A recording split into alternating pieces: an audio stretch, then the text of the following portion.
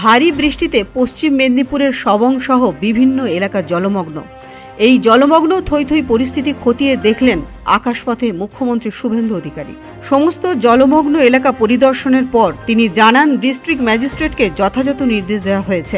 রাজ্য সরকারের পক্ষ থেকে পুরোপুরি সহযোগিতা পাওয়া যাবে বলে তিনি আশ্বাস দেন। সব দপ্তরের সঙ্গে আলোচনা করে নির্দেশ দিয়েছেন তিনি।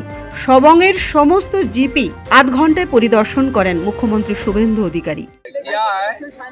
यहाँ 5-6 जीपी कम से कम 50,000 लोग अभी भी पीड़ित है और कैंप में भी 4-5 हजार आदमी है। सब मिला के जो जो काम करना चाहिए था वो रिव्यू करके आज किया। हम लोग 2 डेथ कैजुअलिटी है और बाकी जो जो करना है सब काम हम लोग कर दिया।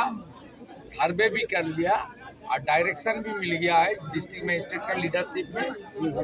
राज्य सरकार के साथ डिपार्टमेंट और विधायक लोग चुने हुए लोग थे, सब डिस्कशन हो गया। इसमें कभी कहाँ कभी कमी नहीं होगा, भरपूर सपोर्ट मिलेगा। कौन सा एरिया ना वीडियो डाल दिया, देख लेना।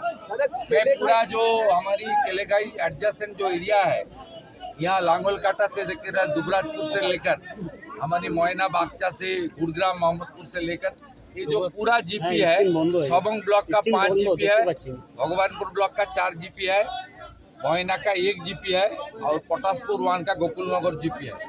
ये सब मैं आधा घंटा से ज्यादा एरियल सर्वे आरामबाग जा रहा हूँ। ब्यूरो रिपोर्ट, पुबेर कलम डिजिटल।